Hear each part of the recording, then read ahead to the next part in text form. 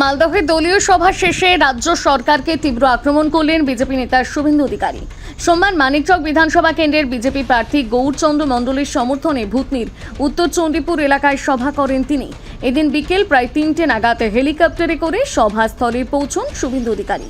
মঞ্চে বক্তব্য রাখতে গিয়ে ভূতনির নদী ভাঙন সহ একাধিক ইস্যুতে তৃণমূল সরকারের করা সমালোচনা করেন তিনি। পাশাপাশি মোথাবাড়ি কাণ্ড এবং ধুলিয়ান শামশেরগঞ্জের ঘটনা তুলে ধরে বিজেপি প্রার্থীকে জয়ী করার আহ্বান জানান। সভা শেষে সংবাদ মাধ্যমের মুখোমুখি হয়ে শুভেন্দু অধিকারী বলেন, মোথাবাড়ির ঘটনায় দল বা ধর্ম নয়, যারা জুডিশিয়াল অফিসারদের আটকে রেখে এই কাজ করেছে তারা দেশ বিরোধী, এদের জায়গা জেলে।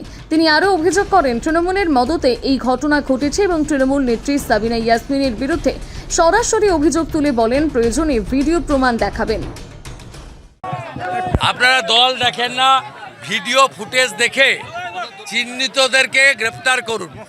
আপনারা এদেরকে বলুন এরা রাষ্ট্রবিরোধী। যারা জুডিশিয়াল দল দেখছেন কেন? আপনারা দল ধর্ম দেখবেন না। এরা সমাজ বিরোধী, এরা রাষ্ট্রবিরোধী কাজ করেছে। সে তৃণমূলই হোক, আইএসএফই হোক, সিমি হোক, পিএফআই হোক, মুসলিম লীগই হোক, জামাতেই হোক, এদের স্থান হওয়া উচিত জেলে। এরা ভারতবর্ষ প্রেমী নয়। যারা জুডিশিয়াল অফিসারদেরকে সারা রাত্রি আটকে রাখে, মহিলা জাজেদের উপর অত্যাচার করে, এদের স্থান জেলে হওয়া উচিত এবং এদের জন্য কঠিন কঠোর ব্যবস্থা নেওয়া উচিত। তৃণমূলের ইন্ধন। সাবিনা ইয়াসমিন নিজে ক্ষমতা নাড়ছে, ভিডিও আমি দেখিয়ে দেবো।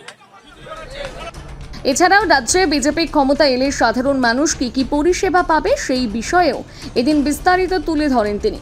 মালদা থেকে পরিতোষ সরকারের প্রতিবেদন, নিউজ টুডে।